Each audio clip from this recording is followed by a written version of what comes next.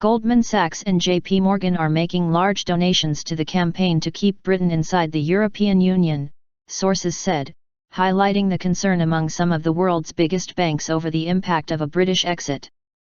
Goldman Sachs has agreed to donate a substantial six-figure sum according to one source, while JPMorgan was preparing to make a similar donation, another source familiar with the matter said. Another U.S. bank, Morgan Stanley, is also likely to make donation but has yet to decide a sum to contribute, a source said. The bank declined to comment. In the face of growing Euroscepticism among the British electorate and political pressure from within his own party, Prime Minister David Cameron has promised to hold a referendum on Britain's EU membership by the end of 2017. On Thursday, Cameron urged business leaders at the World Economic Forum in the Swiss resort of Davos to speak up about the benefits of Britain staying in a reformed EU.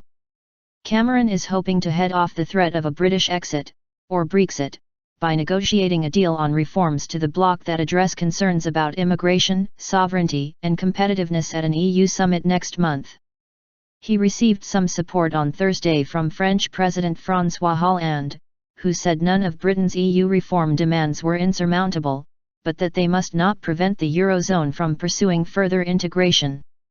Cameron said very good progress had been made with the EU but that they were not there yet.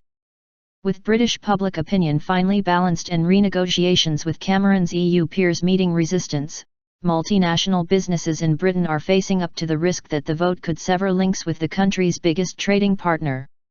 The donations by three heavyweight US banks with heavy European presence reflect the financial sector's acute concerns that Britain's role as a global financing hub and major trading centre for the euro could be under threat if it gives up its membership. British banks were more circumspect in pledging their support.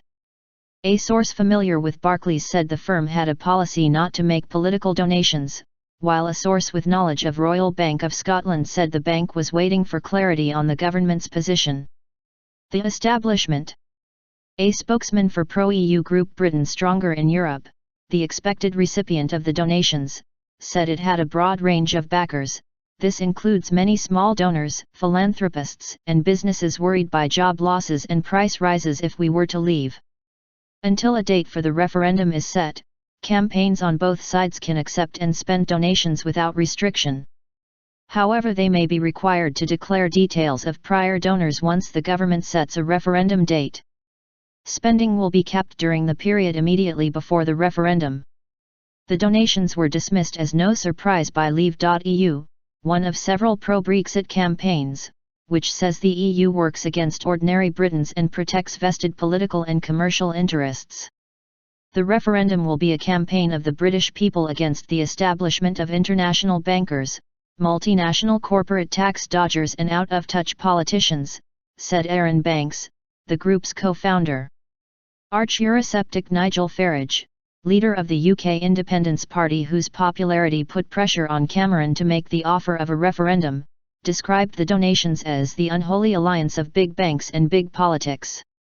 Cameron, however, is keen to enlist the support of businesses to help his reform agenda clear political hurdles in other European capitals, and to illustrate the damage that he believes leaving the bloc would do to the country's economy. If business backs my reforms, I would argue get out there and support those things, he said in Davos.